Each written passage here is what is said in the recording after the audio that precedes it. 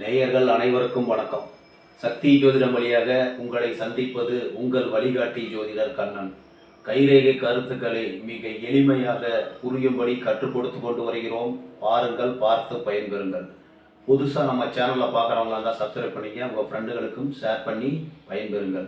முழுமையாக இந்த காணொலியை பார்த்தீங்கன்னா உங்களுக்கு உபயோகமாக இருக்கும் என்று கூறி, இன்றைக்கு அதிர்ஷ்ட குறிகள் அபூர்வ குறிகள் வரிசையிலே இன்றைக்கு இறுதி பகுதிக்கு வந்திருக்கிறோம். அதாவது அதிர்ஷ்ட குறி அபூர்வ குறி, அதாவது அனுபவ கைரேகை சாஸ்திரம். அதாவது கைரேகையை உலக அளவில் ஆராய்ச்சி பண்ணிக்கிட்டே இருக்கிறாங்க. இன்னும் பல புதிய புதிய தகவல்கள் வந்து கொண்டே இருக்கின்றன.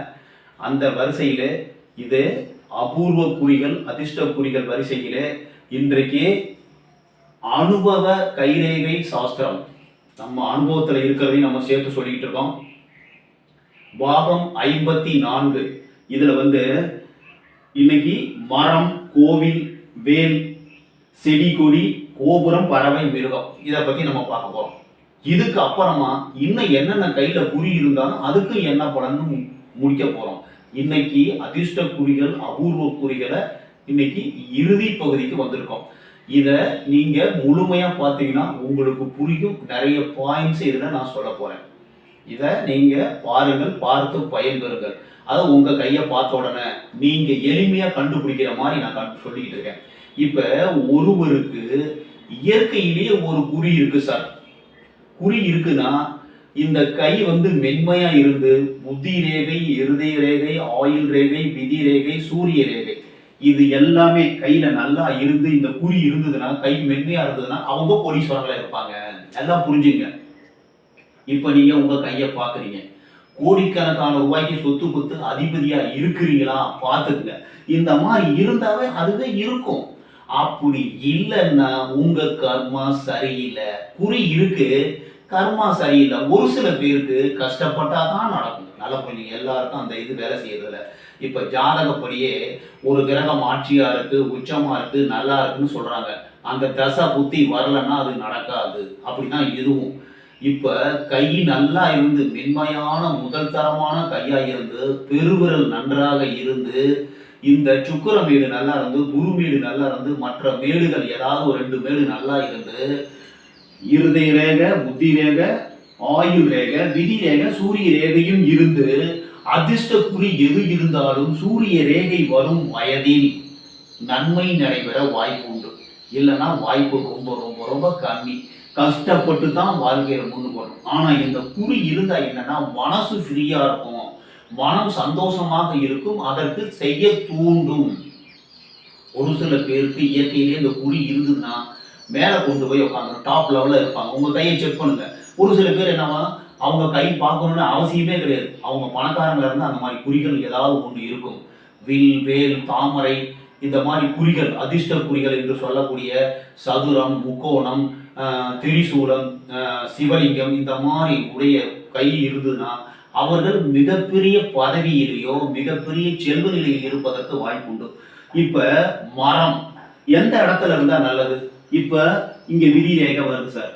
இது விதி ரேகை. விதி ரேகைக்கும் ஆயுள் ரேகைக்கும் இடையில இப்படி மரம் மாதிரி இருந்ததுன்னா மிக சிறந்த அமைப்பு.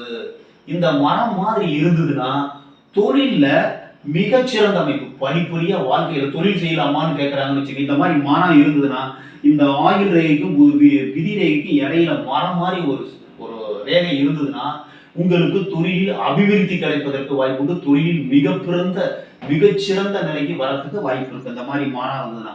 இந்த மாதிரி கோவில் போன்ற அமைப்பு. கோவில்னா எப்படின்னு தெரியுமா? இங்க பாருங்க, இப்படி இருக்கும். ஒரு சதுரம், ஒரு முக்கோணம், இதான் கோவில். இந்த மாதிரி கோவில் போன்ற அமைப்பு இருந்ததுன்னா அவர்கள் படிப்பில் நன்றாக இருப்பார்கள். ஒரு நல்ல ஆரம்ப கல்வி நல்லா இருக்கும், ஒரு முதுநிலை கல்வி அதை படிச்சு வேலைக்கு போய் நல்ல படிப்பு படிச்சு நல்ல கிராஜுவேட்டிங் நல்ல ஒரு அனுபவம் இருக்கிறதுக்கு வாய்ப்பு இருக்கு. நல்ல படிப்பு கிடைக்கிறதுக்கு வாய்ப்பு இருக்கு.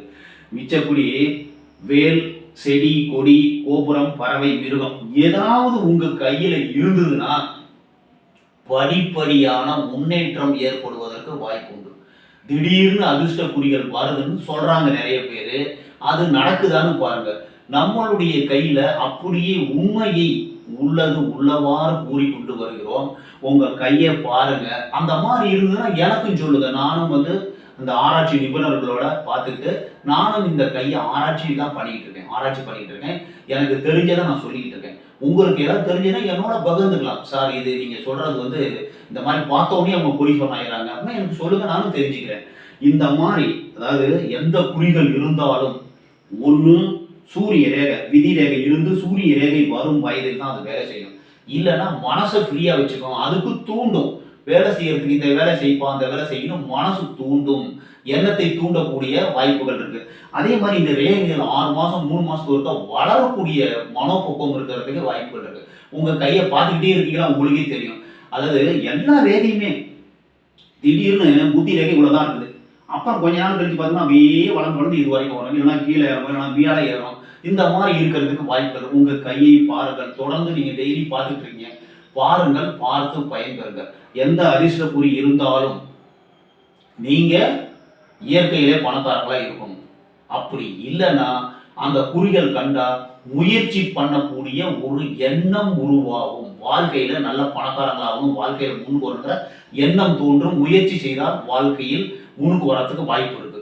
ஒரு சில பேருக்கு எண்ணம் தோன்றியும் அது நடக்காத காரணம் என்னன்னா கை சரியில்லாம இருக்கும், உங்க கர்மா சரியில்லாம இருக்கும், கை கண்ணம் பெரியர் இருக்கும், புத்தி ரேகை சரியில்லாம இருக்கும், விதி ரேகை சூரிய ரேகை இல்லாம இருக்கும். அவங்களுக்கு எந்த குறி இருந்தாலும் கஷ்டம் தொடரும். இது என்ன சார் நீங்க இப்படி சொல்றீங்க அப்படின்னா, நாம் நல்லதை சொன்னால் பாக்குறாங்க, சரியில்லாம சொன்னா பார்க்க மாட்டாங்க. உள்ளது உள்ளபடிதான் சொல்லிட்டு இருக்கேன். அதாவது அதிகமாகவும் ஓவராகவும் சொல்ல மாட்டேன், நல்லா இருப்பீங்கன்னு சொல்ல மாட்டேன், நல்லா இல்லைன்னு சொல்ல மாட்டேன். உள்ளது உள்ளபடி. அதிர்ஷ்ட குறி இருந்தா நீங்க கோடீஸ்வரங்களா இருக்கணும் சார். இருந்தாதான் அந்த அதிர்ஷ்ட குறி இருக்கும். நல்ல வேலை செய்யுதுன்னு அர்த்தம். அப்படி வேலை செய்யலைன்னா நீங்க உங்களுக்கு அந்த எண்ணம் தோன்றும். நீங்க முயற்சி பண்ணாதான் அந்த இது நல்லது நடக்கிறதுக்கு வாய்ப்புகள் இருக்கு. ஒரு சில பேர் கை சரியில்லை, கர்மா சரியில்லை அப்படின்னா கையை பார்த்தோன்னே கண்டுபிடிச்சிடலாம் இவங்களுக்கு சரியில்லை. பெருவிரல் சின்னதா இருக்கும், மித்த விரல்ல ஏதாவது பிரச்சனை இருக்கும், மேடுகள்ல பிரச்சனை இருக்கும், இந்த ரேகைகள்ல பிரச்சனை இருக்கும். இருக்கும்போது அது வேலை செய்ய மறுக்கும். இந்த மாதிரி தான் நீங்க கண்டுபிடிக்கணும். உங்க கையை பாருங்கள், பார்த்து பயன்பெறுங்கள். அதிர்ஷ்ட குறி இருந்ததுன்னா முயற்சி செஞ்சீங்கன்னா வாழ்வில் உயர்வீர்கள் என்று கூறி மற்றும் ஒரு சிறப்பான காணொளியில் உங்களை சந்திக்கும் வரை உங்கள் வழிகாட்டி ஜோதிடர் கண்ணன். வணக்கம்.